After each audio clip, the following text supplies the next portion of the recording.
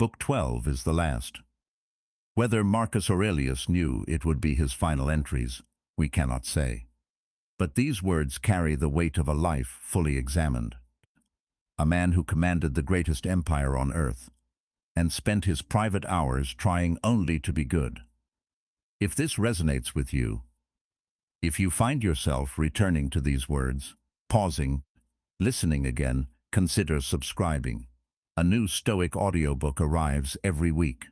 Free, unabridged, no interruptions. Just the words, the way they were meant to be heard. Section 1. Whatsoever thou doest hereafter aspire unto, thou mayest even now enjoy and possess, if thou doest not envy thyself thine own happiness. And that will be, if thou shalt forget all that is past, and for the future, refer thyself wholly to the divine providence, and shalt bend and apply all thy present thoughts and intentions to holiness and righteousness. To holiness, in accepting willingly whatsoever is sent by the divine providence, as being that which the nature of the universe hath appointed unto thee, which also hath appointed thee for that, whatsoever it be. To righteousness, in speaking the truth freely and without ambiguity, and in doing all things justly and discreetly. Now in this good course, let not other men's either wickedness, or opinion, or voice hinder thee, no, nor the sense of this thy pampered mass of flesh. For let that which suffers look to itself. If therefore, whensoever the time of thy departing shall come, thou shalt readily leave all things, and shalt respect thy mind only, and that divine part of thine, and this shall be thine only fear. Not that some time or other thou shalt see a Ceto live, but thou shalt never begin to live according to nature. Thenceforth thou be a man indeed, worthy of that world from which thou hadst the beginning. Then shalt thou cease to be a stranger in thy country, and to wonder at those things that happen daily, as things strange and unexpected, and anxiously to depend of diverse things that are not in the power. Section 2.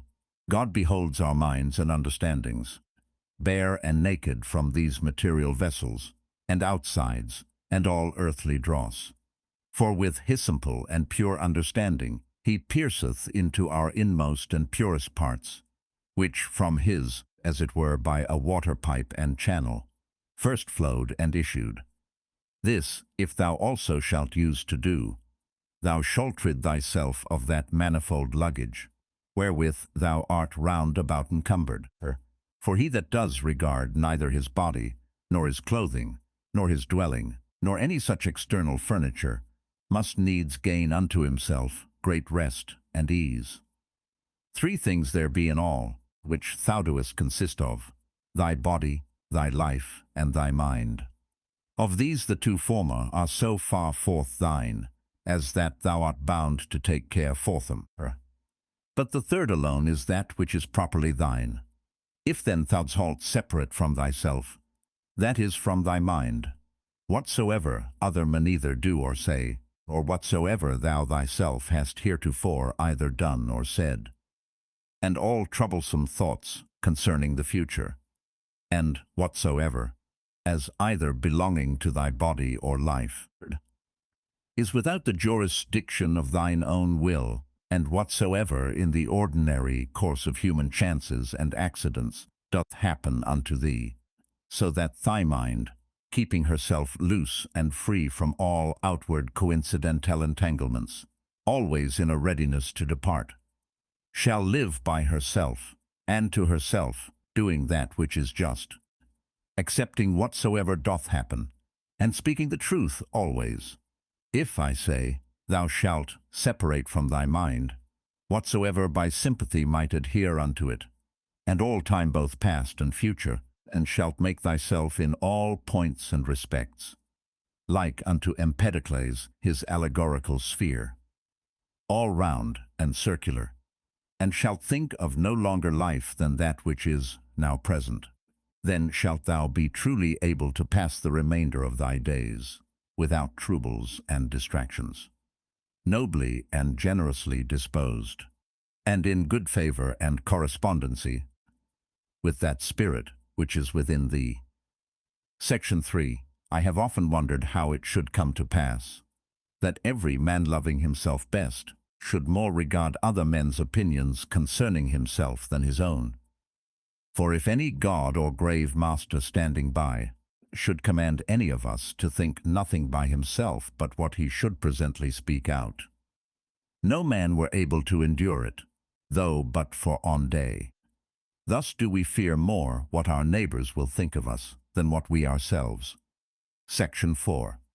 How come it to pass that the gods, having ordered all other things so well and so lovingly, should be overseen in this one only thing, that whereas then hath been some very good men that have made many covenants as it were with God, and by many holy actions and outward services contracted a kind of familiarity with him, that these men, when once they're dead, should never be restored to life, but be extinct for ever.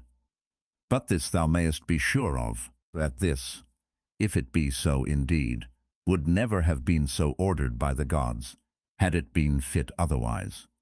For certainly it was possible, had it been more just so, and had it been according to nature, the nature of the universe would easily have borne it. But now, because it is not so, if so be that it be not so indeed, be therefore confident that it was not fit it should be so, for thou sayest thyself, that now seeking after this matter, how freely thou doest argue and contest with God. But were not the gods both just and good in the highest degree, thou durst not thus reason with them. Now, if just and good, it could not be that in the creation of the world they shall either unjustly or unreasonably oversee anything. Section 5. Use thyself even unto those things that thou doest at first despire of. For the left hand we see, which for the most part lieth idle because no used, yet doth it hold the bridle with more strength than the right, because it hath been used unto it. Section 6. Let these be the objects of thy ordinary meditation, to consider what manner of men, both for soul and body, we ought to be, whensoever death shall surprise us, the shortness of this our mortal life, the immense vastness of the time that hath been before, and will he after us, the frailty of every worldly material object, all these things to consider, and behold clearly in themselves, all disguisement of external outside being removed and taken away. Again, to consider the efficient causes of all things, the proper ends and references of all actions, what pain is in itself, what pleasure, what death, what fame or honor, how every man is the true and proper ground of his own rest and tranquillity, and that no man can truly be hindered by any other, that all is but conceit and opinion. As for the use of thy dogmata, thou must carry thyself in the practice of them, rather like unto a Pancratiastes, or one that at the same time both fights and wrestles with hands and feet, than a gladiator. For this, if he lose his sword that he fights with, he is gone, whereas the other hath still his hand free, which he may easily turn and manage at his will. All worldly things thou must behold and consider, dividing them into matter, form, and reference, or their proper end. Section 8. How happy is man in this, his power that hath been granted unto him, that he needs not do anything but what God shall approve, and that he may embrace contentedly whatsoever God doth send unto him. Section 9. Whatsoever doth happen in the ordinary course and consequence of natural events, neither the gods, for it is not possible that they either wittingly or unwittingly should do anything amiss, nor men, for it is through ignorance, and therefore against their wills that they do anything amiss, must be accused. None then must be accused. Section 10. How ridiculous and strange is he that wonders at anything that happens in this life in the ordinary course of nature. Section 11. Either fate, and that either an absolute necessity and unavoidable decree, or a placable and flexible providence, or all is a mere casual confusion, void of all order and government. If an absolute and unavoidable necessity, why doest thou resist? If a placable and exorable providence, make thyself worthy of the divine help and assistance. If all be a mere confusion without any moderator or governor, then hast thou reason to congratulate thyself, that in such a general flood of confusion thou thyself hast obtained a reasonable faculty, whereby thou mayest govern thine own life and actions. But if thou beest carried away with the flood, it must be thy body perchance, or thy life, or some other thing that belongs unto them that is carried away. Thy mind and understanding cannot. Or should it be so, that the light of a candle indeed is still bright and lightsome until it be put out? And should truth and righteousness and temperance cease to shine in thee, whilst thou thyself hast any being? Section 12.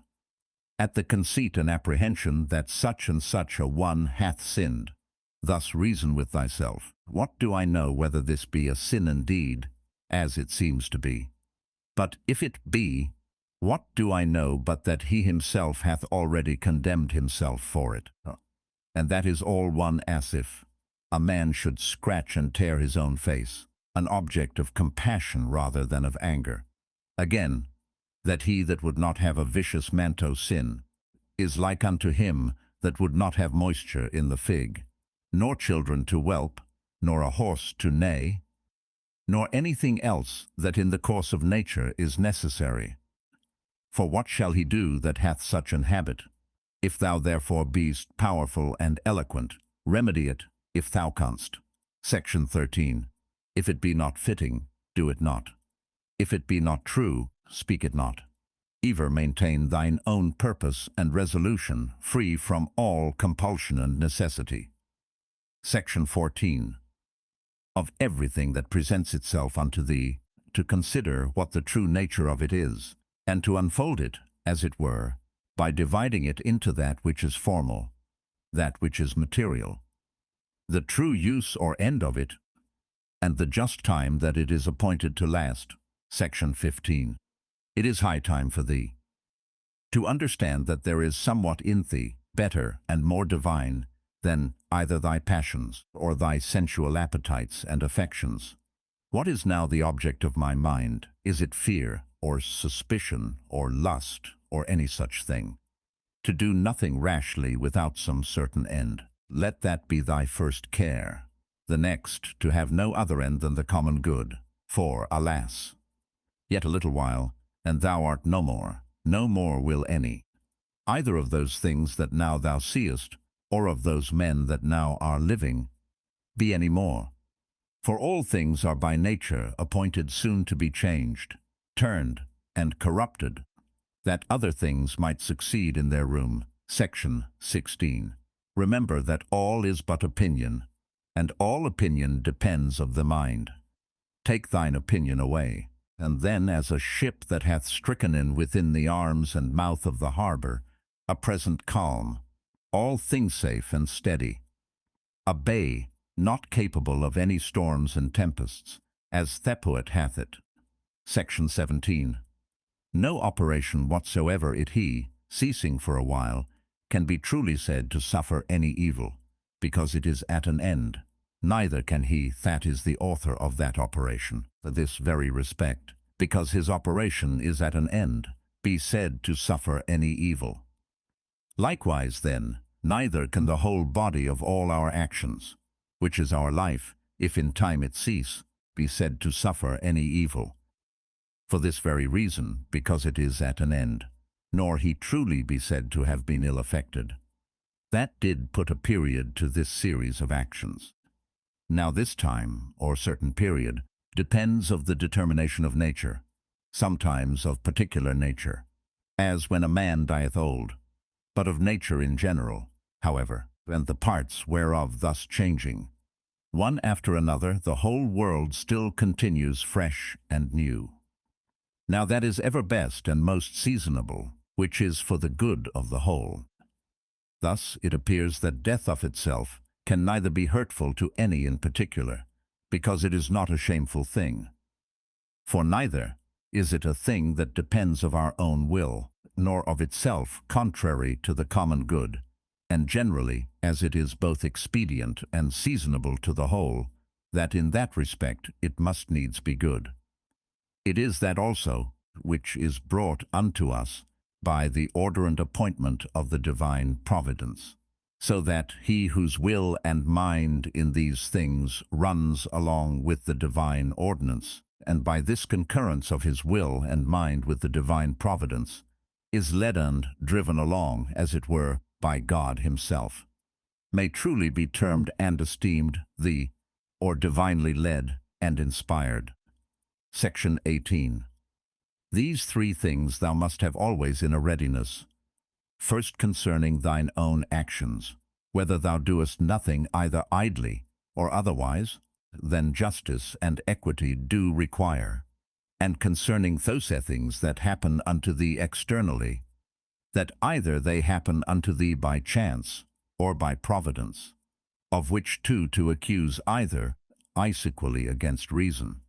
Secondly, what like unto our bodies are whilst yet rude and imperfect, until they be animated, and from their animation until their expiration, of what things they are compounded, and into what things they shall be dissolved. Thirdly, how vain all things will appear unto thee, when, from on high as it were, looking down, thou shalt contemplate all things upon earth, and the wonderful mutate unto, considering withal the infinite both greatness and variety of things aerial and things celestial thought round about it, and that as often as thou shalt behold them, thou'dst halt, still see the same. As the same things, so the same shortness of continuance of all those things. And, behold, these be the things that we are so proud and puffed up for. Section 19. Cast away from thee opinion, and thou art safe. And what is it that hinders thee from casting of it away?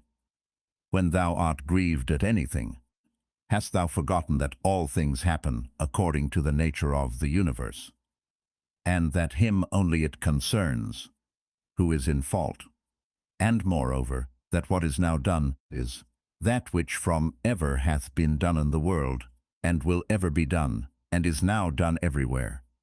How nearly all men are allied one to another, by a kindred not of blood, nor of seed, but of the same mind. Thou hast also forgotten that every man's mind partakes of the deity, and issueth from thence, and that no man can properly call anything his own, no, not his son, nor his body, nor his life, for that they all proceed from that one who is the giver of all things, that all things are but opinion, that no man lives properly, but that very instant of time which is now present, and therefore that no man whensoever he dieth can properly be said to lose any more than an instant of time. Section 20. Let thy thoughts ever run upon them, who once for some one thing or other were moved with extraordinary indignation, who were once in the highest pitch of either honor or calamity, or mutual hatred and enmity, or of any other fortune or condition whatsoever. Then consider what's now become of all those things. All is turned to smoke, all toshes, and a mere fable, and perchance not so much as a fable, as also whatsoever is of this nature, as Fabius Catulinus in the field, Lucius Lupus, and Stertinius, at by Tiberius at Caprae and Velleius Rufus, and all such examples of vehement prosecution in worldly matters. Let these also run in thy mind at the same time, and how vile every object of such earnest and vehement prosecution is, and how much more agreeable to true philosophy it is for a man to carry himself in every matter that offers itself, justly and moderately, as one that followeth the gods, with all simplicity. For For a man to be proud and high-conceited, that he is not proud and high-conceited, is of all kind of pride and presumption, the most intolerable. Section 21. To them that ask thee, where hast thou seen the gods, or how knowest thou certainly that there be gods, that thou art so devout in their worship? I answer first of all, that even to the very eye they're in some manner visible and apparent. Secondly, neither have I ever seen mine own soul, and yet I respect and honor it. So then for the gods, by the daily experience that I have of their power and providence towards myself and others, I know certainly that they are, and therefore worship them. Section 22. Herein doth consist happiness of life, for a man to know thoroughly the true nature of everything. What is the matter, and what is the form of it? With all his heart and soul, ever to do that which is just, and to speak the truth.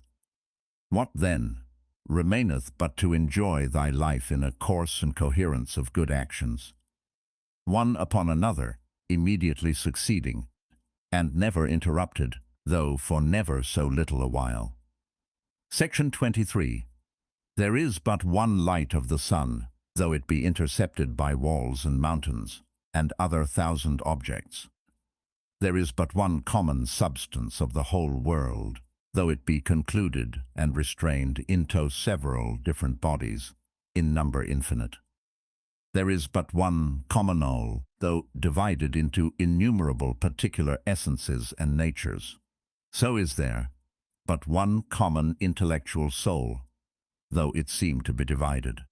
And as for all other parts of those generals, which we have mentioned, as either sensitive souls or subjects, these of themselves naturally irrational, have no common mutual reference one unto another, though many of them contain a mind or reasonable faculty in them, whereby they are ruled and governed. But of every reasonable mind this the particular nature, that it hath reference to whatsoever is of her own kind, and desireth to be united. Neither can this common affection or mutual unity and correspondency be here intercepted or divided, or confined to particulars, as those other common things are. Section 24. What doest thou desire? To live long. What? To enjoy the operations of a sensitive soul, or of the appetitive faculty? Or wouldst thou grow, and then decrease again? Wouldst thou long be able to talk, to think, and reason with thyself?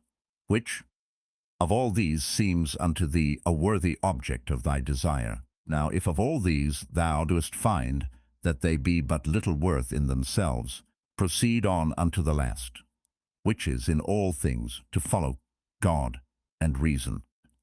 But for a man to grieve that by death he shall be deprived of any of these things, is both against God and reason. Section 25. What a small portion of vast and infinite eternity it is, that is allowed unto every one of us, and how soon it vanisheth into the generalage of the world, of the common substance, and of the common soul. What a small portion is allotted unto us, and in what a little clod of the whole earth, as it were, it is that thou doest crawl. After thou's halt, rightly have considered these things with thyself, fancy not anything else in the world any more, to be of any weight and moment, but this, to do that only which thine own nature doth require, and to conform thyself to that which the common nature doth afford. Section 26. What is the present estate of my understanding? For herein lieth all indeed, as for all other things, they are without the compass of mine own will. And if without the compass of my will, then are they as dead things unto me, and as it were mere smoke. Section 27. To stir up a man to the contempt of death, this, among other things, is of good power and efficacy, that even they who esteemed pleasure to be happiness, and pain misery, did nevertheless many of them contemn death as much as any. And can death be terrible to him, to whom that only seems good, which, in the ordinary course of nature, is seasonable, to him to whom, whether his actions be many or few, so they be all good, is all one, and who, whether he behold the things of the world, being always the same, either for many years, or for few years only, is altogether indifferent. O man, as a citizen thou hast lived, and conversed in this great city the world, whether just for so many years, or no. What is it unto thee? Thou hast lived, thou mayest be sure, as long as the laws and orders of the city required, which may be the common comfort of all. Why then should it be grievous unto thee, if not a tyrant, nor an unjust judge? But the same nature that brought thee in doth now send thee out of the world, as if the praetor should fairly dismiss him from the stage, whom he had taken in to act a while. Oh, but the play is not yet at an end. There are but 3 acts yet acted of it. Thou hast well said, for in matter of life, 3 acts is the whole play. Now to set a certain time to every man's acting belongs unto him only, who, as first he was of thy composition, so is now the cause of thy dissolution. As for thyself, thou hast to do with neither. Ways then well pleased and contented, for so is he that dismisseth thee. Appendix correspondence of Aurelius Antoninus and Cornelius Fronto. Cornelius Fronto was a Roman by descent, but of provincial birth, being native to Cirta, in Numidia. Thence he migrated to Rome in Thering of Hadrian, and became the most famous rhetorician of his day. As a pleader and orator, he was counted by his contemporaries hardly inferior to Tully himself, and as a teacher, his aid was sought for the noblest youths of Rome. To him was entrusted the education of Marcus Aurelius and of his colleague L. Verus in their boyhood, and he was rewarded for his efforts by a seat in the Senate and the consular rank A.D. 143. By the exercise of his profession he became wealthy, and if he speaks of his means as not great, he must be comparing his wealth with the grandees of Rome, not with the ordinary citizen. Before the present century nothing was known of the works of Fronto, except a grammatical treatise, but in 1815 Cardinal Mai published a number of letters and some short essays of Fronto, which he had discovered in a palimpsest at Milan. Other parts of the same MS he found later in the Vatican. The whole being collected references are made to the edition of Naber, Leipzig, Trebner 1867, Ad Verum Imp. or Case 7, and edited in the year 1823.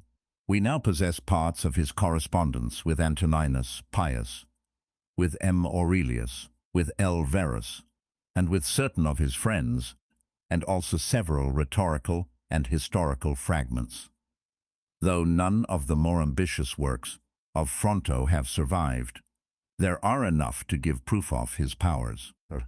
Never was a great literary reputation less deserved. It would be hard to conceive of anything more vapid than the style and conception of these letters. Clearly, the man was a pedant without imagination or taste. Such indeed was the age he lived in, and it is no marvel that he was like to his age. But there must have been more in him than mere pedantry. There was indeed a heart in the man which Marcus found, and he found also a tongue which could speak the truth.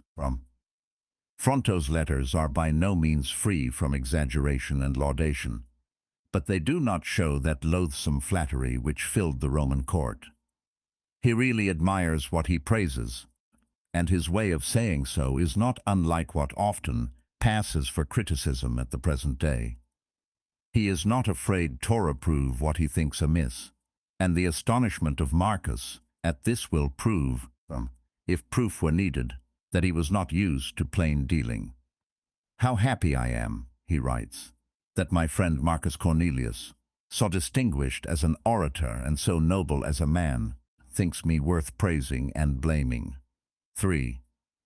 In another place he deems himself blessed because Pronto had taught him to speak the truth. Although the context shows him to be speaking of expression, it is still a point in favor of Pronto. A sincere heart is better than literary taste. And if Fronto had not done his duty by the young prince, it is not easy to understand the friendship which remained between them up to the last 3 Adam says the v. 17 Adam says the 12. An example of the frankness which was between them is given by a difference they had over the case of Herodes Atticus. Herodes was a Greek rhetorician who had a school at Rome, and Marcus Aurelius was among his pupils. Both Marcus and the Emperor Antoninus had a high opinion of Herodes, and all we know goes to prove he was a man of high character and princely generosity.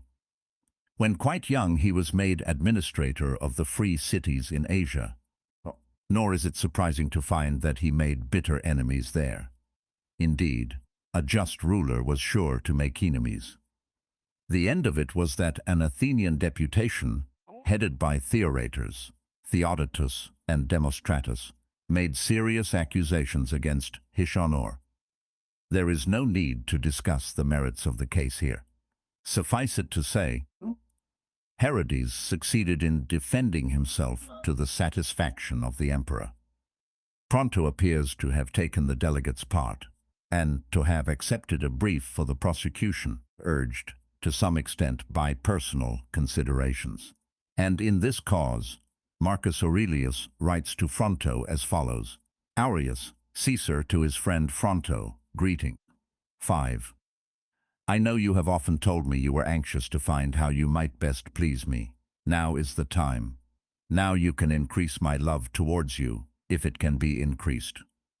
A trial is at hand, in which people seem likely not only to hear your speech with pleasure, but to see your indignation with impatience. I see no one who dares give you a hint in the matter. For those who are less friendly, prefer to see you act with some inconsistency. And those who are more friendly, fear to seem too friendly to your opponent, if they should dissuade you from your accusation. Then again, in case you have prepared something neat for the occasion, they cannot endure to rob you of your harangue by silencing you. Therefore, whether you think me a rash counselor, or a bold boy, or too kind to your opponent, not because I think it better, I will offer my counsel with some caution. But why have I said, offer my counsel? No, I demand it from you. I demand it boldly, and if I succeed, I promise to remain under your obligation. What? Or you will say, if I am attacked, shall I not pay tit for tat? Ah, but you will get greater glory, if even when attacked you answer nothing. Indeed, if he begins it, answer as you will, and you will have fair excuse. But I have demanded of him that he shall not begin, and I think I have succeeded. I love each of you according to your merits, and I know that Lai was educated in the house of P. Calvisius, my grandfather, and that I was educated by you. Therefore, I am full of anxiety that this most agreeable business shall be managed as honorably as possible. I trust you may approve my advice. For my intention you will approve. At least, I prefer to write unwisely rather than to be silent unkindly. Ad M says to 2 Fronto replied, thanking the prince for his advice, and promising that they will confine himself to the facts of the case. But he points out that the charges brought against Herodes were such that they can hardly be made agreeable, amongst them being spoliation, violence, and murder. However, he is willing even to let some of these drop if it be the prince's pleasure. To this Marcus returned the following answer: This one thing, my dearest Fronto, is enough to make me truly grateful to you, that so far from rejecting my counsel, you have even approved it. As to the question you raise in your kind letter, my opinion is this: all that concerns the case which you are supporting must be clearly brought forward. What concerns your own feelings, though you may have had just provocation, should be left unsaid. The story does credito both. Fronto shows no loss of temper at the interference, nor shrinks from stating his case with frankness, and Marcus, with forbearance remarkable in a prince, does not command that his friend be left unmolested, but merely stipulates for a fair trial on the merits of the case 6 ad M says. 5. Another example may be given from a letter of Fronto's. Here is something else, quarrelsome and querulous. I have sometimes found fault with you in your absence somewhat seriously in the company of a few of my most intimate friends. At times, for example, when you mixed in society, with a more solemn look than was fitting, or would read books in the theatre or in a banquet. Nor did I absent myself from theatre or banquet when you did. Great. Then I used to call you a hard man, no good company, even disagreeable sometimes, when anger got the better of me. But did anyone else in the same banquet speak against you? I could not endure to hear it with equanimity. Thus it was easier for me to say something to your disadvantage myself, than to hear others do it. Just as I could more easily bear to chastise my daughter Gracia, than to see her chastised by another. Ad M. Say Ive, 12:8. The text is obscure, the affection between them is clear from every page of the correspondence. A few instances are now given, which were written at different periods to my master. This is how I have passed the last few days. My sister was suddenly seized with an internal pain, so violent that I was horrified at her looks. My mother, in her trepidation on that account, accidentally bruised her side on a corner of the wall. She and we were greatly troubled about that blow. For myself, on going to rest, I found Asclepius in my bed, but I did not lie down upon him. I killed him first. If you are getting on better, that is a consolation. My mother is easier now, thanks be to God. Goodbye, best and sweetest master. My lady sends you greeting. Ad M. says, V. 8 sen. What words can I find to fit my had luck, or how shall I upbraid us? It deserves the hard constraint which is laid upon me. It ties me fast here. Troubled my heart is, and beset by such anxiety. Nor does it allow to make haste to my Fronto, my life and delight. To be near him at such a moment of ill health in particular, to hold his hands, to chafe gently that identical foot, so far as may be done without discomfort, to attend him in the bath, to support his steps with my arm. Ad MCs, I. 2:11. This morning I did not write to you, because I heard you were better, and because I was myself engaged in other business. And I cannot ever endure to write anything to you, unless with mind at ease and untroubled and free. So if we are all right, let me know what I desire, you know, and how properly I desire it, I know. Farewell, my master. Always in every chance, first in my mind as you deserve to be. My master. See, I am not asleep, and I compel myself to sleep, that you may not be angry with me. You gather I am writing this late at night. 21:12. What spirit do you suppose is in me, when I remember how long it is since I have seen you, and why I have not seen you, and it may be I shall not see you for a few days yet, while you are strengthening yourself, as you must. So while you lie on the sickbed, my spirit also will lie low anti. Wenas 13. By God's mercy you shall stand upright. My spirit too will stand firm, which is now burning with the strongest desire for you. Farewell, soul of your prince, your pupil. O my dear Fronto, most distinguished consul, I yield, you have conquered. All who have ever loved before, you have conquered out and out in love's contest. Receive the victor's wreath, and the herald shall proclaim your victory aloud, before your own tribunal. M. Cornelius Fronto, consul, wins. and is crowned victor in the open international love race.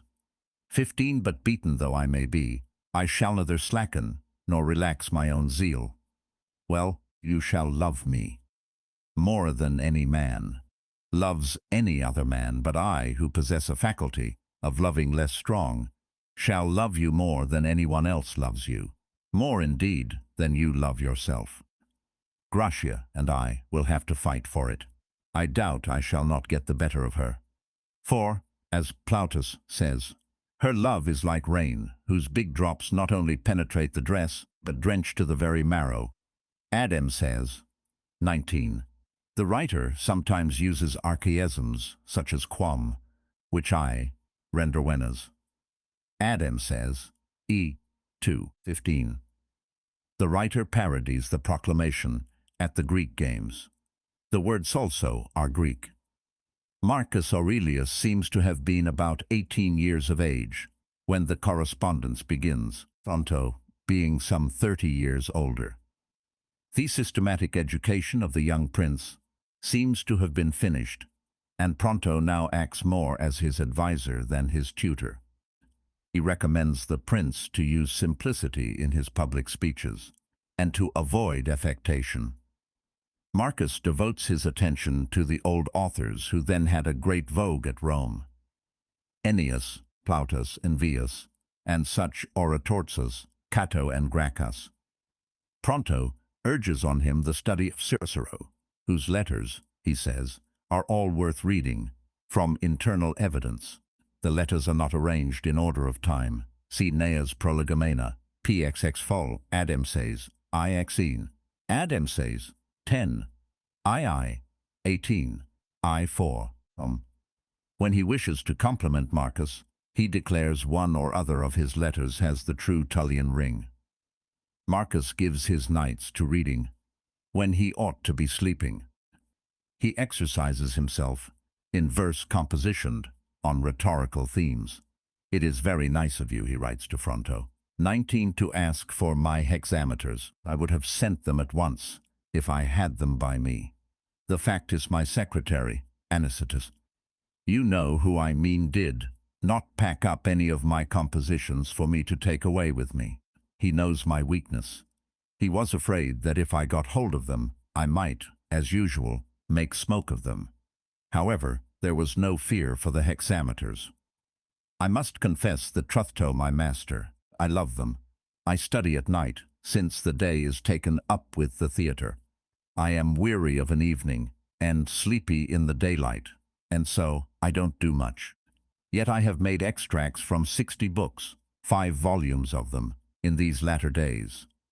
But when you read, remember that the 60 includes plays of Novius, and farces, and some little speeches of Scipio.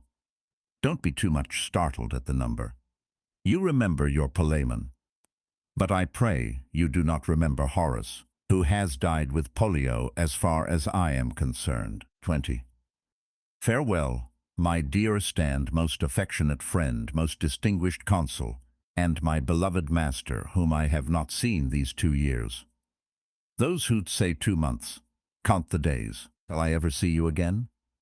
Adams, Cas. He implies, as in I6, that he has ceased to study Horace. Sometimes Fronto sends him a theme to work up, as thus, M. Lucilius, tribune of the people, violently throws into prison a free Roman citizen, against the opinion of his colleagues who demand his release. For this act he is branded by the censor. Analyze the case, and then take both sides in turn, attacking and defending. Or again, a Roman consul, doffing his state robe, dons the gauntlet and kills a lion amongst the young men at the Quinquatrus in full view of the people of Rome. Denunciation before the censors. The prince has a fair knowledge of Greek and quotes from Homer, Plato, Euripides, but for some reason Fronto dissuaded him from this study. His meditations are written in Greek. He continued his literary studies throughout his life, and after he became emperor, we still find him asking his advisor for copies of Cicero's letters. by which he hopes to improve his vocabulary. 24. Pronto helps him with a supply of similes, which, it seems, he did not think of freely. It is to be feared that the fount of Marcus's eloquence was pumped up by artificial means. Pollio was a grammarian, who taught Marcus 20 ad emses, v. 27, v. 22, preep. Grace, 624 ad Anton, imp. 2. 4. Some idea of his literary style may be gathered from the letter which follows. 25. I heard Polemo declaim the other day, to say something of things sublunary. If you ask what I thought of him, listen. He seems to me an industrious farmer, endowed with the greatest skill, who has cultivated a large estate for corn and vines only, and indeed with a rich return of fine crops. But yet in that land of his there is no Pompeian fig or Aretian vegetable, no Tarentine rose, or pleasing coppice, or thick grove, or shady plane tree. All is for use rather than for pleasure, such as one ought rather to commend, but cares not to love. 25 ad mks, u. 5. A pretty bold idea, is it not? And rash judgment, to pass censure on a man of such reputation. But, when as I remember that I am writing to you, I think I am less bold than you would have me. In that point I am wholly undecided. There's an unpremeditated hendecasyllable for you. So, before I begin to poetize, I'll take an easy with you. Farewell, my heart's desire, your Verus's best beloved, most distinguished consul, master, most sweet. Farewell, I ever pray. Sweetest soul, what a letter do you think you have written me? I could make bold to say that never did she who bore me and nursed me write anything so delightful, so honey-sweet, and this does not come of your fine style and eloquence. Otherwise not my mother only, but all who breathe. To the pupil never was anything on earth so fine as his master's eloquence has. On this theme Marcus fairly bubbles over with enthusiasms. Well, if the ancient Greeks ever wrote anything like this, let those who know decide it. For me, if I dare say so, I never read any invective of Cato's so fine as your Incomptum. Oh, if my Lord 27 could be sufficiently praised, he would have been undoubtedly by you. This kind of thing is not done nowadays. 28. It were easier to match Phidias, easier to match Apelles, easier in a word to match Demosthenes himself, or Cato himself, than to match this fish and perfect work. Never have I read anything more refined, anything more after the ancient type, anything more delicious, anything more Latin. O happy you, to be endowed with eloquence so great. O happy I, to be tinder the charge of such a master. O arguments, 29, O arrangement, O elegance, O wit, O beauty, O words, O brilliancy, O subtlety, O grace, O treatment, O everything. Mischief take me, if you ought not to have a rod put in your hand one day, a diadem on your brow, a tribunal raised for you. Then the herald would summon you Saul. Why do I say us? Would summon on all those scholars and orators. One by one you would beckon them forward with your rod and admonish them. Hitherto I have had no fear of this admonition. Many things help me to enter within your school. I write this in the utmost haste. For whenas I am sending you so kindly a letter from my Lord, what needs a longer letter of mine? Farewell then. 3.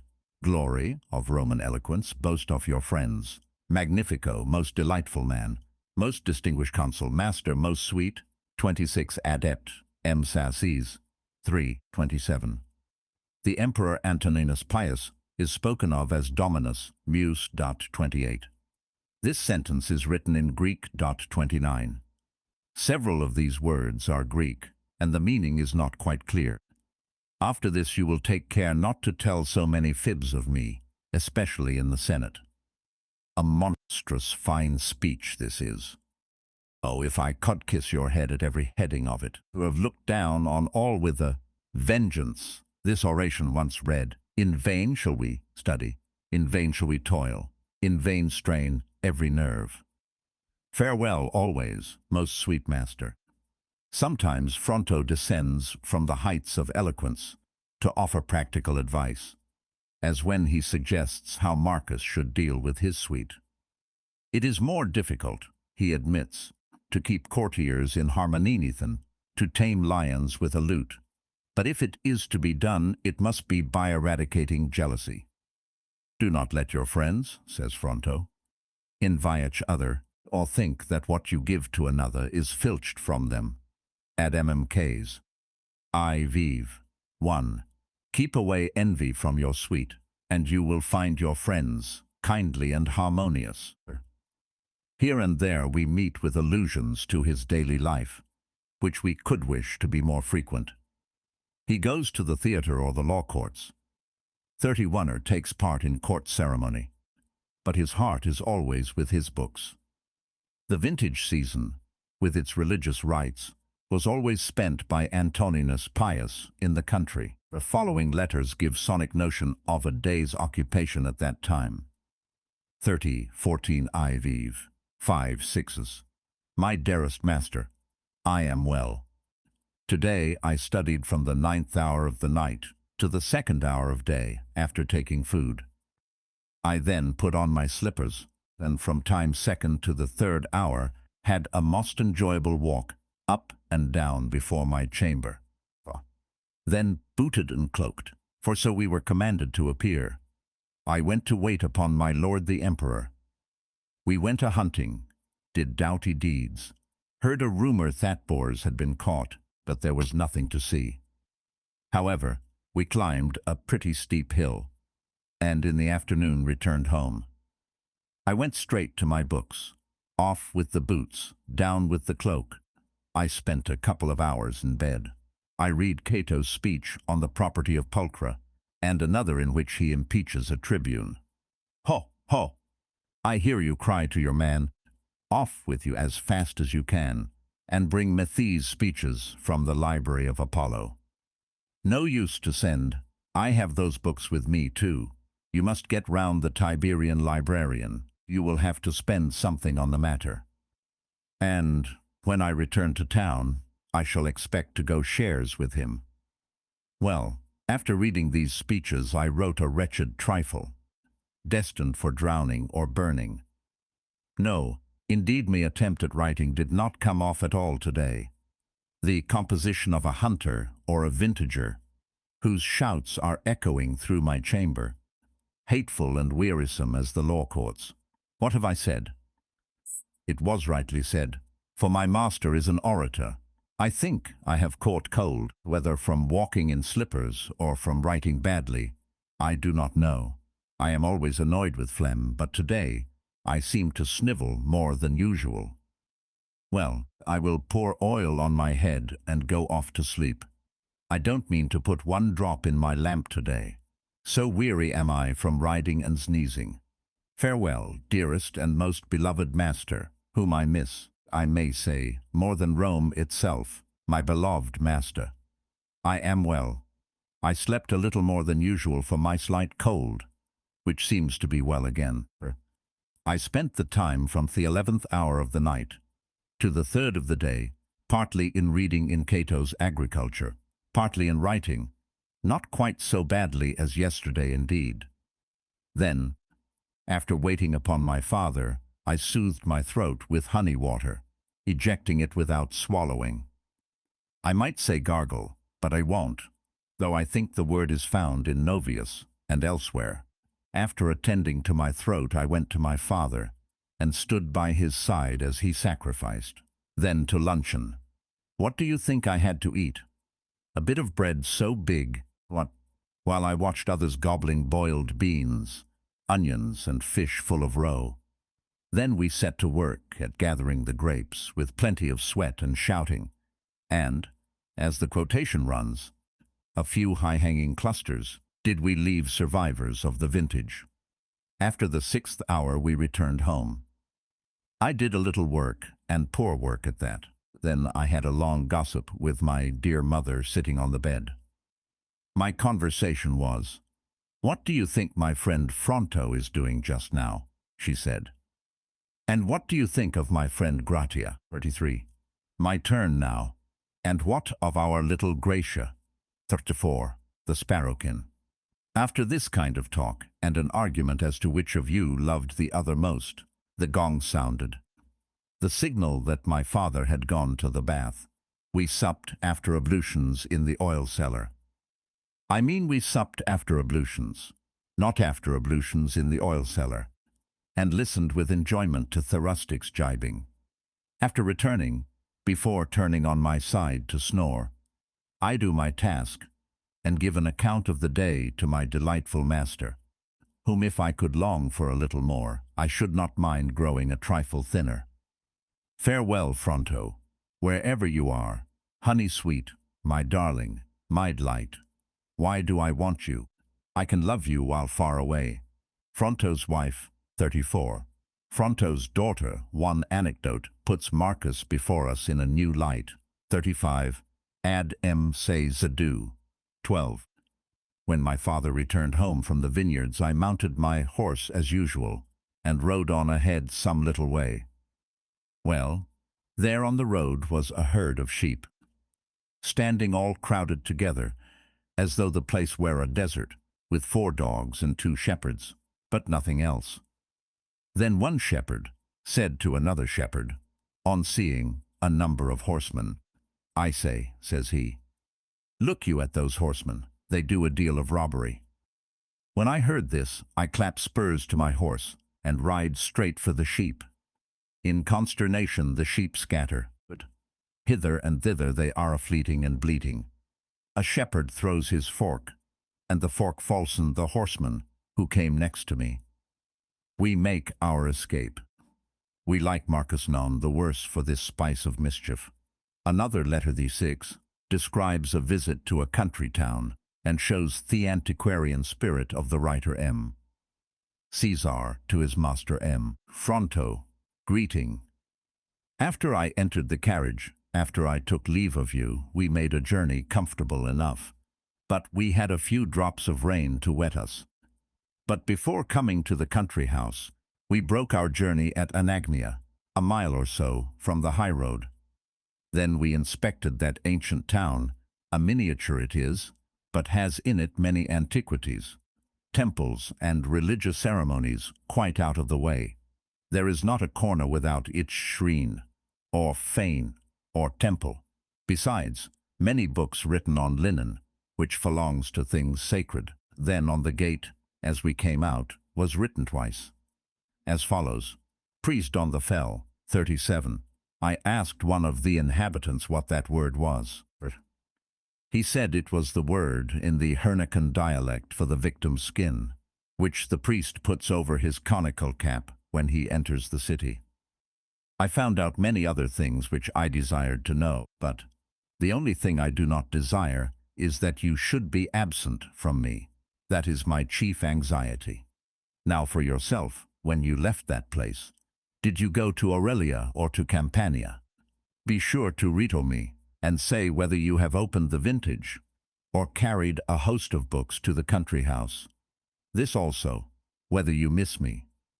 I am foolish to ask it, when as you tell it me of yourself. Now if you miss me and if you love me, send me your letters often, which is a comfort and consolation to me. Indeed, I should prefer 10 times to read your letters than all the vines of Gorus or the Marsians. For these Signian vine-shave grapes, too rank and fruit too sharp in the taste. But I prefer Winto, must for drinking. Besides, those grapes are nicer to eat dried than fresh ripe. I vow I would rather tread them under foot than put my teeth in them. But I pray they may be gracious and forgiving, and grant me free pardon for these jests of mine. Farewell, best friend, dearest, most learned, sweetest master. When you see the must ferment in the vat, remember that just so in my heart the longing for you is gushing and flowing and bubbling. Goodbye, ad verum. Imp E. 1. S. Fin. 37. Santentum making all allowances for conventional exaggerations. It is clear from the correspondence that there was deep love between Marcus and his preceptor. The letters cover several years in succession, but soon after the birth of Marcus's daughter Faustina, there is a large gap. It does not follow that the letters ceased entirely, because we know part of the collection is lost. But there was probably less intercourse between Marcus and Fronto. After Marcus took to the study of philosophy under the guidance of Rusticus, when Marcus succeeded to the throne in 161, the letters begin again, with slightly increased formality on Fronto's part, and they go on for some 4 years, when Fronto, who has been continually complaining of ill health, appears to have died. One letter of the later period gives some interesting particulars of the emperor's public life, which are worth quoting. Fronto speaks of Marcus's victories and eloquence in the usual strain of high praise, and then continues, 38. The army, when you took it in hand, was sunk in luxury and revelry, and corrupted with long inactivity. At Antiochia, the soldiers had been wont to applaud at the stage plays, knew more of the gardens at the nearest restaurant than of the battlefield. Horses were hairy from lack of grooming, horsemen smooth because their hairs had been pulled out by the roots. 39. A rare thing it was to see a soldier with hair on arm or leg. Moreover, they were better dressed than armed. So much so that Laelianus Pontius, a strict man of the old discipline, broke the cuirasses of some of them with his fingertips and observed cushionson the horses' backs. At his direction the tufts were cut through, and out of the horsemen's saddles came what appeared to be feathers plucked from geese. Few of the men could vault on horseback. The rest clambered up with difficulty, by aid of heel and knee and leg. Not many could throw a lance hurtling. Most did it without force or power, as though they were things of wool. Dicing was common in the camp. Sleep lasted all night, or if they kept watch, it was over the wine cup. By what regulations to restrain such soldiers as these, and to turn them to honesty and industry, did you not learn from Hannibal's sternness, the discipline of Africanus, the acts of Metellus recorded in history? 38. Ad verum. Impi, I spafint. 39. A common mark of the effeminate at Rome, after the preceptorial letters cease. The others are concerned with domestic events, health and sickness, visits or introductions, birth or death. Thus the emperor writes to his old friend, who had shown some diffidence in seeking an interview, for 40 ad verum. Imp, or, Ks, I, 3, to my master. I have a serious grievance against you, my dear master. Yet indeed my grief is more than my grievance, because after so long a time I neither embraced you nor spoke to you, though you visited the palace. And the moment after I had left the prince my brother, I reproached my brother severely for not recalling me, nor durst he deny the fault. Fronto again writes on one occasion, I have seen your daughter. It was like seeing you and Faustina in infancy, so much that is charming her face has taken from each of yours. Or again, at a later date, I have seen your chicks. Most delightful sight that ever I saw in my life. So like you that nothing is more like than the likeness.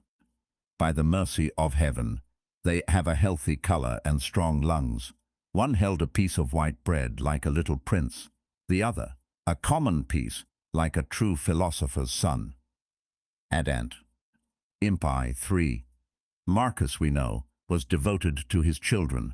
They were delicate in health in spite of Fronto's assurance, and only one son survived the father.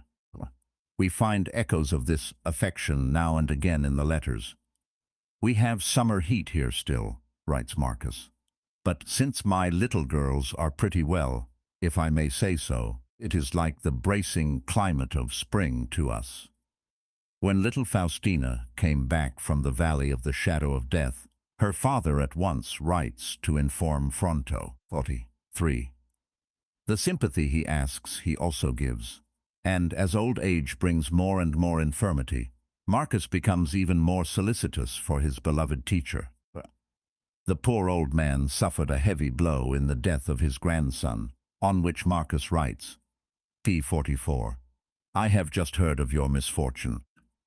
Feeling grieved as I do when one of your joints gives you pain, what do you think I feel, dear master, when you have pain of mind? The old man's reply, in spite of a certain self-consciousness, is full of pathos. He recounts with pride the events of a long and upright life, in which he has wronged no man, and lived in harmony with his friends and family. His affectations fall away from him as the cry of pain is forced from his heart.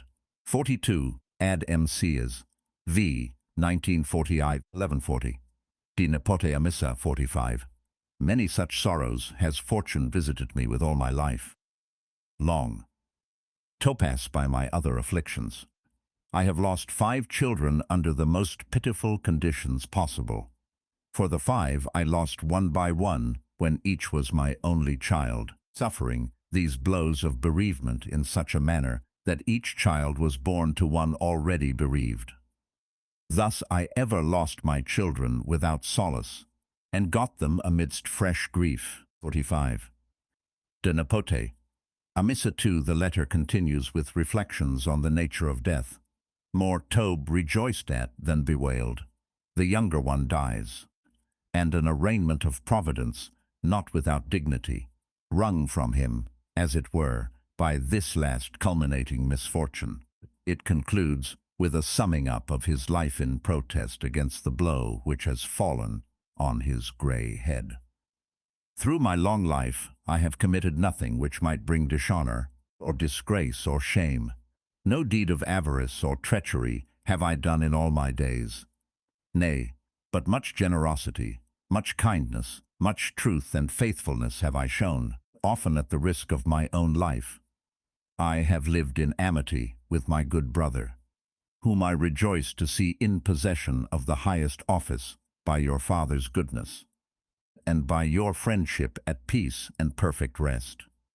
The offices which I have myself obtained, I never strove for by any underhand means. I have cultivated my mind rather than my body. The pursuit of learning I have preferred to increasing my wealth. I preferred to be poor rather than bound by any man's obligation, even to want rather than to beg. I have never been extravagant in spending money. I have earned it sometimes because I must. I have scrupulously spoken the truth, and have been glad to hear it spoken to me. I have thought it better to be neglected than to fawn, to be dumb than to feign, to be seldom a friend than to be often a flatterer. I have sought little, deserved not little. So far as I could, I have assisted each, according to my means. I have given help readily to the deserving, fearlessly to the undeserving.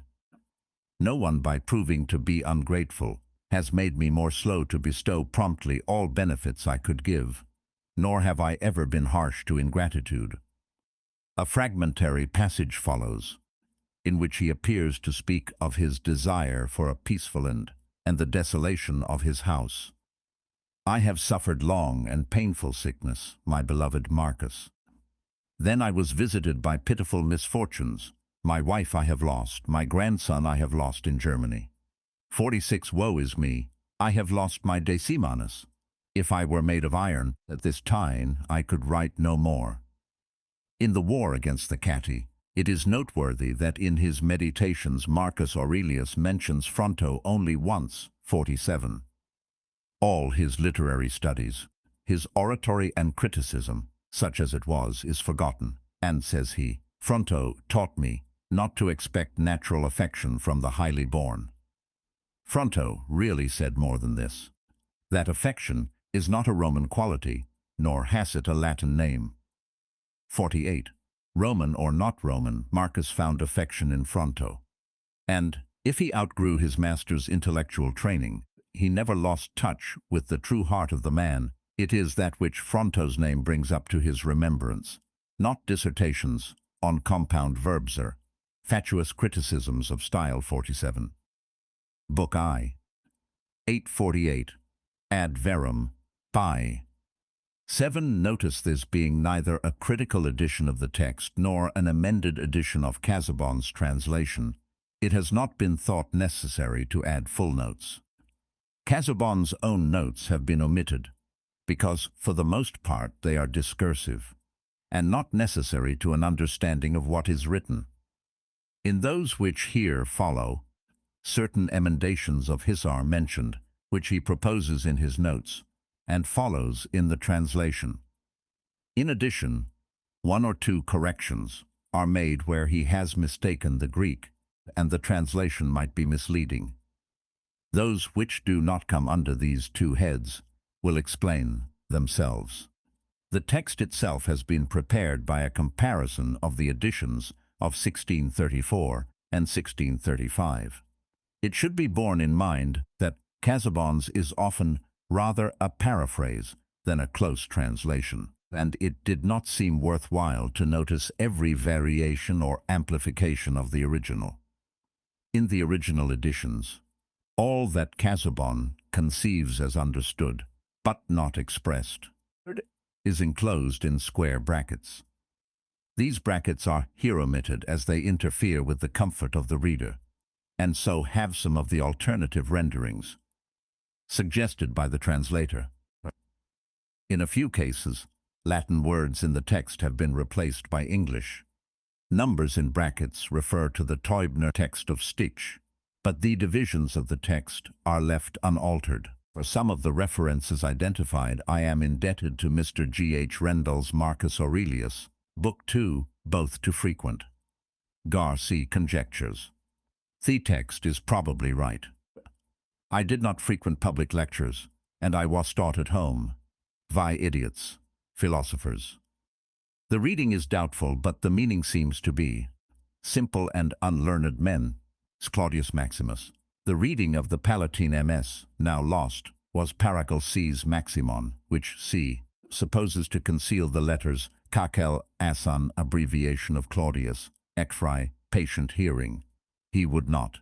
C translates his conjectural reading Epimonon Aulon. On Proaps Stich suggests a reading with much the same sense. Epimonon all antoi, strict and rigid dealing. C translates tonvan, pal, ms, as though from tonos, in the sense of strain, rigor.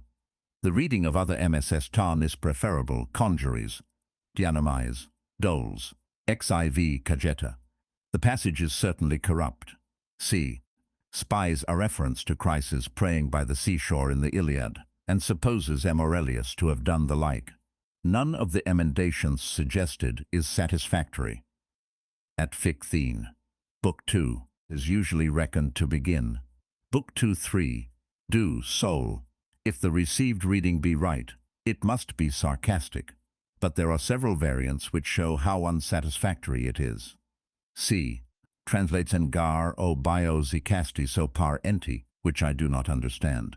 The sense required is, do not violence to thyself, for thou hast not long to use self-respect. Life is not, v1, so long for each, and this life for thee is all but done. Section 10.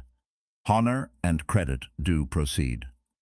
The verb has dropped out of the text, but C has supplied one of the required meaning. Section 11. Consider, etc.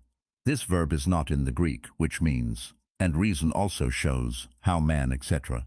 Book agathos. This is probably not a proper name, but the text seems to be unsound.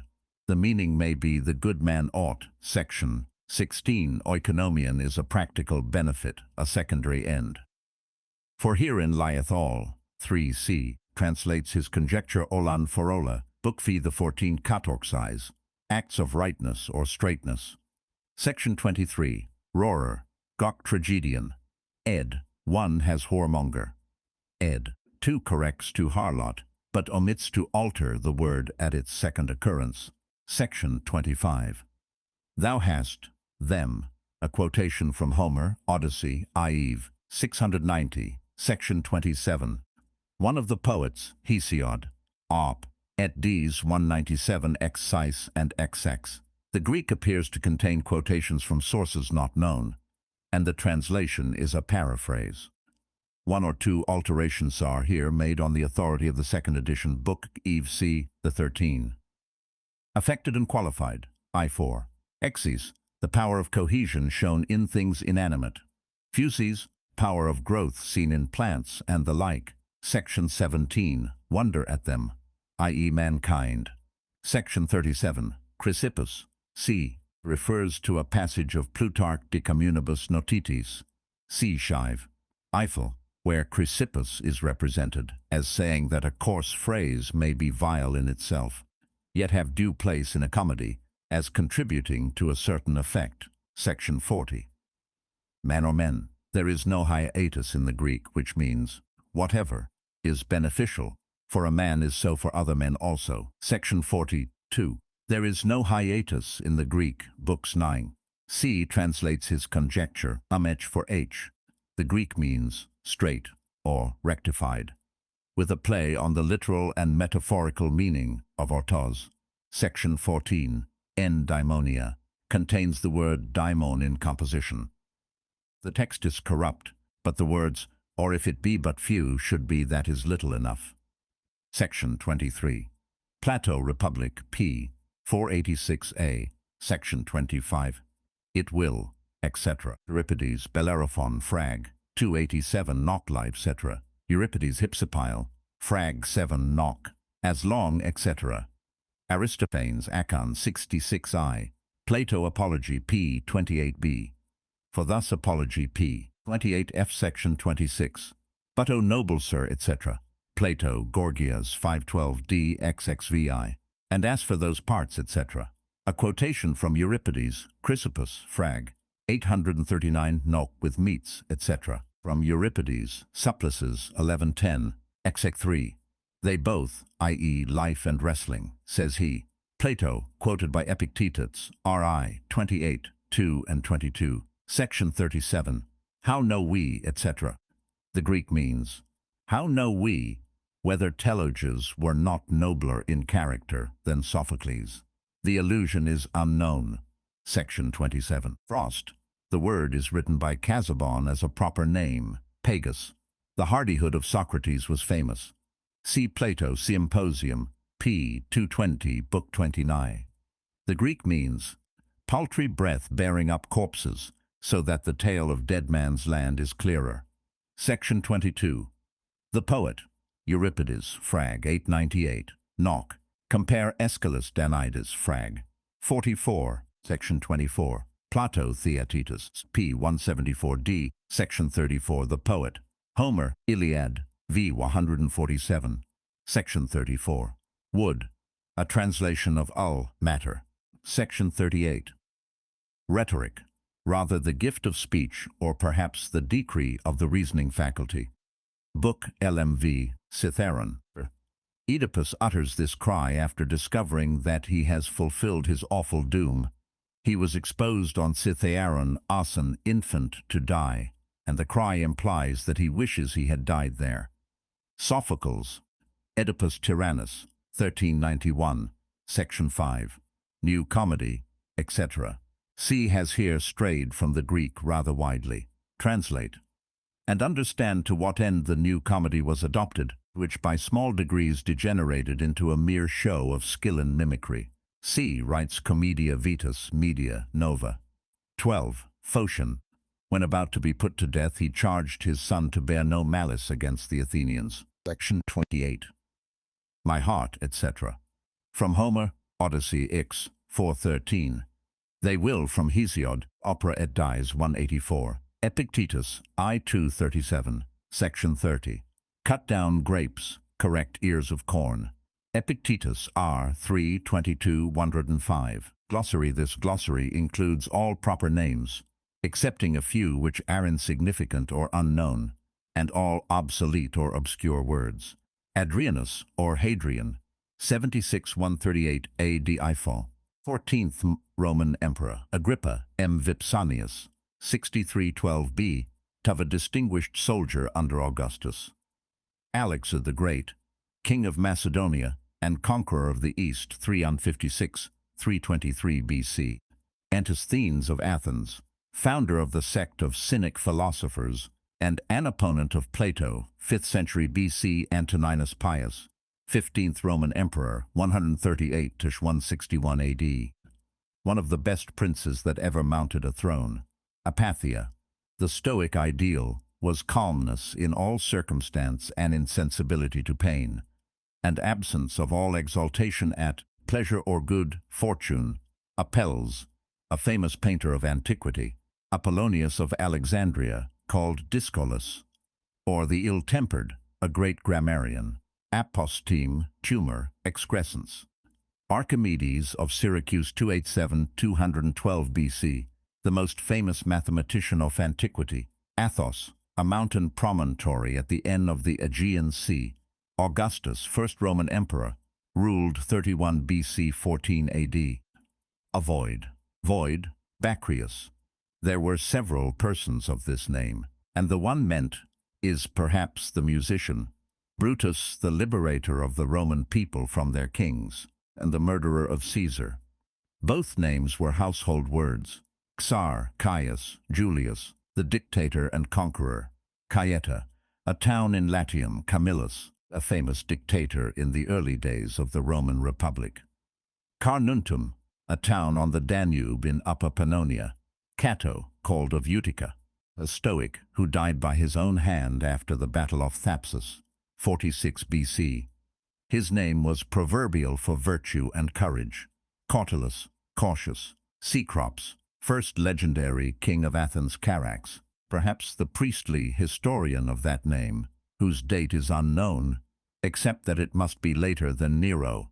Chirurgeon, surgeon. Chrysippus, 280–207 BC, a Stoic philosopher, and the founder of Stoicism as a systematic philosophy. Circus, the Circus Maximus, at Rome, where games were held. There were 4 companies who contracted to provide horses, drivers, etc. These were called factions, and each had its distinguishing color: Rusata, red; Albata, white; Veneta, blue; Prazina, green. There was high rivalry between them, and riots and bloodshed not infrequently. Cithaeron, a mountain range of Attica. Comedy, ancient, a term applied to the Attic comedy of Aristophanes and his time, which criticized persons and politics, like a modern comic journal, such as Punk. See New Comedy. Compendious, short. Concite, opinion. Contation, contentment. Crates, a Cynic philosopher of the 4th century BC. Carsus, king of Lydia, proverbial for wealth. He reigned 560–546 BC. Cynics, a school of philosophers, founded by Antisthenes. Their texts were a kind of caricature of Socraticism. Nothing was good but virtue, nothing bad but vice. The Cynics repudiated all civil and social claims and attempted to return to what they called a state of nature. Many of them were very disgusting in their manners. Demetrius of Phalerum, an Athenian orator, statesman, philosopher, and poet, born 345 BC. Democritus of Abdera, 460–361 B, celebrated as the lawing philosopher, whose constant thought was, "What fools these mortals be." He invented the atomic theory. Dio of Syracuse, a disciple of Plato and afterwards tyrant of Syracuse, murdered 353 BC. Diogenes the Cynic, born about 412 BC, renowned for his rudeness and hardihood. Diognetus, a painter. Dispense with, put up with, dogmata, pithy sayings, or philosophical rules of life. Empedocles of Agrigentum, 5th century BC, a philosopher, who first laid down that there were 4 elements. He believed in the transmigration of souls and the indestructibility of matter. Epictetus, a famous Stoic philosopher. He was of Phrygia, at first a slave, then freedman, lame, poor and contented. The work called Enchiridion was compiled by a pupil from his discourses. Epicureans, a sect of philosophers founded by Epicurus, who combined the physics of Democritus, i.e. the atomic theory, with the ethics of Aristippus. They proposed to live for happiness, but the word did not bear that coarse and vulgar sense originally which it soon took. Epicurus of Samos 342–270 BC lived at Athens in his gardens, an urbane and kindly, if somewhat useless, life. His character was simple and temperate, and had none of the vice or indulgence which was afterwards associated with the name of Epicurean. Eudoxus of Cnidus, a famous astronomer and physician of the 4th century B.C., fatal, fated fortuit chance, Fronto, M. Cornelius, a rhetorician and pleader, made consul in 143 A.D. A number of his letters to M.R. and others are extant. Granua, a tributary of the Danube. Helais, ancient capital city of Achaia, swallowed up by an earthquake 373 B.C. Helvidius Priscus, son-in-law of Thrasea Paetus, a nobleman and a lover of liberty. He was banished by Nero and put to death by Vespasian. Heraclitus of Ephesus, who lived in the 6th century B.C., brought on philosophy and natural science. Herculaneum, near Mount Vesuvius, buried by the eruption of 79 A.D. Hercules, p. 167, should be Apollo. See Muses, Hyatus, Gap, Hipparchus of Bithynia, an astronomer of the 2nd century B.C., the true father of astronomy. Hippocrates of Cos, about 463–557 B.C., one of the most famous physicians of antiquity. Diot means merely the non-proficient in anything, the layman. He, who was not technically trained in any art, craft, or calling, Lonelaus, a distinguished general under Alexander the Great. Lucilla, daughter of M. Aurelius, and wife of Verus, whom she survived. Mimcenas, a trusted advisor of Augustus, and a munificent patron of wits and literary men. Maximus Claudius, a Stoic philosopher. Menippus, a Cynic philosopher. Meteors, ta meteorologica, high philosophy, used specially of astronomy and natural philosophy, which were bound up with other speculations. Middle comedy, something midway between the old and new comedy. See Comedy Ancient and New Comedy Middle Things, Book 7, Ex Vul. The Stoics divided all things into virtue, vice, and indifferent things, but as indifferent, they regarded most of those things which the world regards as good or bad, such as wealth or poverty. Of these, some were to be desired, some to be rejected.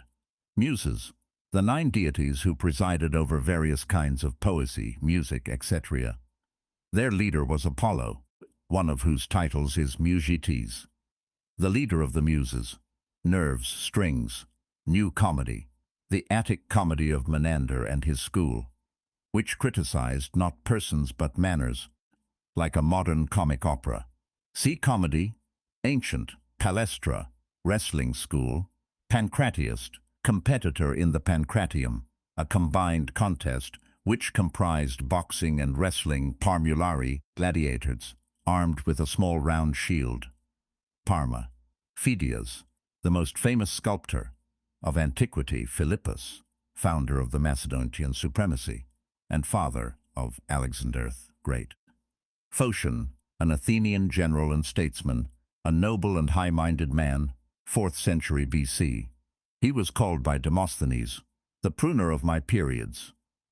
He was put to death by the state in 317 on a false suspicion, and left a message for his son to bear no grudge against the Athenians.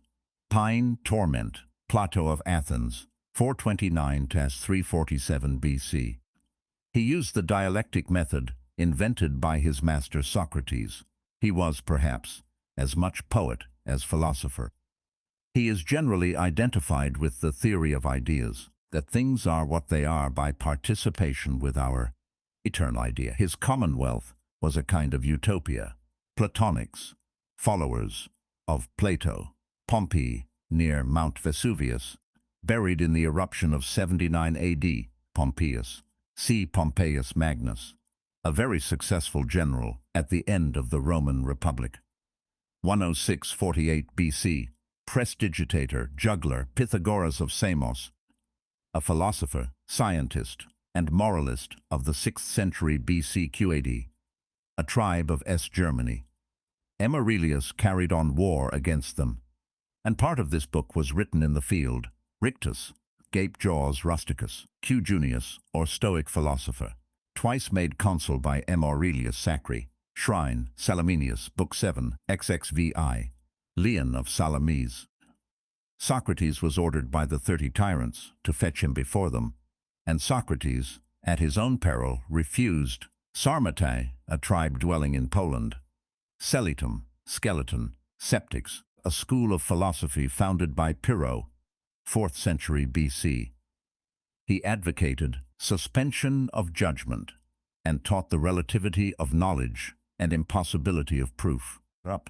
The school is not unlike the agnostic school. Scipio, the name of 2 great soldiers, Picorn, Scipio Africanus, conqueror of Hannibal, and Picorn, S.A. Afra, minor, who came into the family by adoption, who destroyed Carthage, Secutoriani, a word coined by Sifa the Secutores, light-armed gladiators, who were pitted against others with net and trident.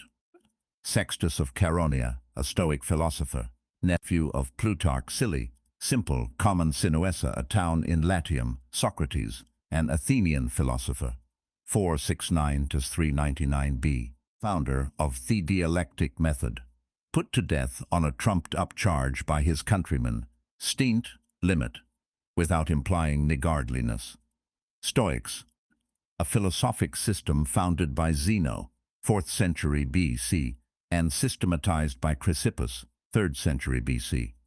Their physical theory was a pantheistic materialism, their summum bonum to live according to nature. Their wise man needs nothing, he is sufficient to himself. Virtue is good, vice bad, external things indifferent. Theophrastus, a philosopher, pupil of Aristotle, and his successor as president of the Lyceum. He wrote a large number of works on philosophy and natural history. Died 287 BC, Thracia, P. Thracia Pactus, a senator and Stoic philosopher, a noble and courageous man. He was condemned to death by Nero, Tiberius, 2nd Roman Emperor, 14-31 AD. He spent the latter part of his life at Capri, off Naples, in luxury or debauchery, neglecting his imperial duties, to torn to pieces. Trajan, 13th Roman Emperor, 52-117 AD. Verus, Lucius Aurelius, colleague of M. Aurelius in the Empire. He married Lucilla, daughter of M.A., and died 169 AD.